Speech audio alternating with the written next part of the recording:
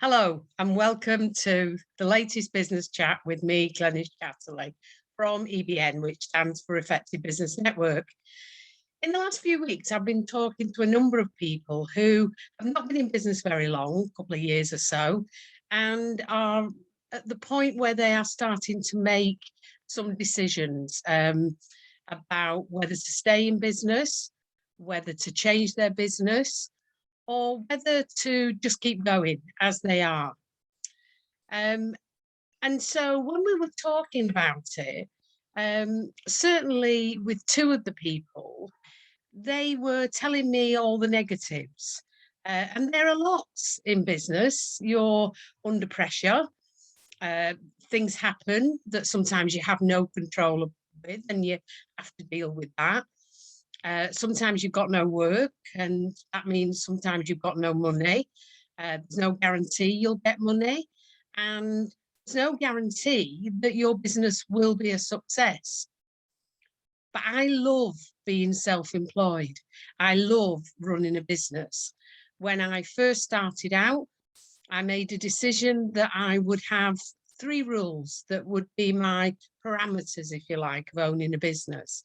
One was that it had to be fun.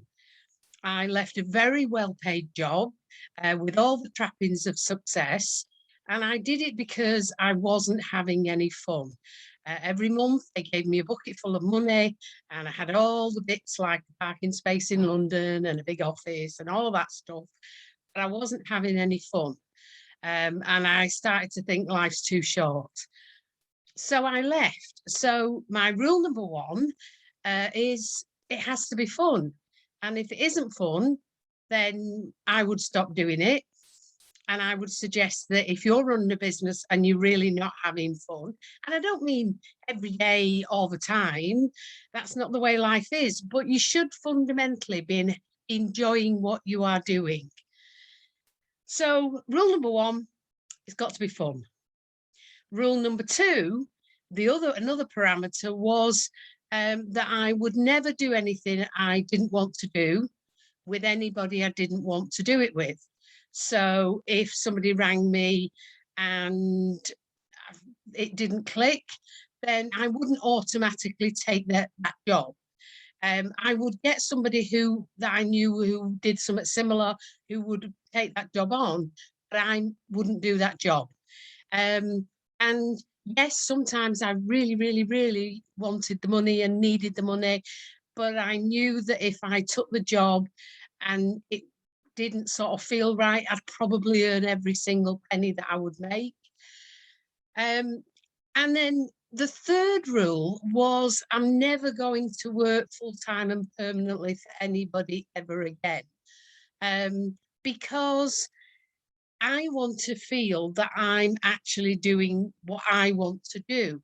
And so, good, bad and indifferent, all the decisions are mine. How my business grows or not is based on what I do or not, because it could be something outside of my control. So, for example, last March, when we went into lockdown, on paper, I didn't have a business. I didn't have a business because my business is face-to-face networking, and I didn't have a business because we weren't allowed to do face-to-face networking. But we took it online and we've grown 8.8%. But I didn't want to be in a position where somebody else was absolutely in control of my destiny. I wanted the adventure of making my own way. And I wanted part of that to be that I could do something part-time if I really needed the money. I could do something on a temporary basis if I really needed the money. And during the first few years, I did both those things. And I always went for jobs which would enhance my skills or give me new skills. So, for example, for 6 months, I worked 2.5 days in a call centre, making cold calls, arranging photographs for people who own pubs to have photographs taken of their pub. So it was absolutely cold calling.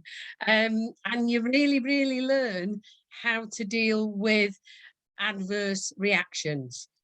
So I set those parameters. I am somebody who likes adventures. I'm a risk taker. And the reality is that I was in a position where I could, and I accept that. But if you've heard any of my talks before, you'll know that one of my acid tests is if you cannot take the money you're going to invest in your business and throw it out the window, then do not invest it, because you may lose what you've just put in. And if you can't afford to do that, that's putting you in a really bad position. So my parameters were what worked for me. And each of the people that I've spoken to over the last couple of weeks, I've talked with them about what their parameters might be as well. Each of them have gone for different things, but each of them have made sort of different decisions. So one of them has decided absolutely they like what they're doing. It might not be quite right, but they're getting there with what they're doing at the minute. Another one, they're thinking they'll probably go back and get employed and build up their business in their own time, because that's how they need some stability, they've realised. So that's another option. The third one is sort of saying, well, this bit of my business I really like, but I think this bit is going to be useful. So what I'm going to do is carry on doing this, which does bring some money in, and develop this other part and see where that goes. So being in business is not for everybody. But I think one of the things I've learned, and I learned it over many years of doing counselling, is that it's not the things that you do that go wrong that you regret. What you regret are the things that you've never tried, because there's always that thing about, I wonder what would have happened. So it's not for everybody. I love it. I'm having great fun. I've never done anything I don't want to do with anybody I don't want to do it with. And I've done some great part-time and temporary jobs, but none of them have been permanent, and none of them have been an option other than being self-employed. So if you're thinking of going into business, think about the money you're putting in and if you can afford to lose it. Think what your parameters are. Perhaps give yourself a time scale. You know, if it don't work in 1 year, 2 year, 3 year, whatever it is, then I'm not going to do it anymore. But you need to know that you're always working when you're self-employed, because I have rules that I don't work after 6:30, and I also don't work at weekends.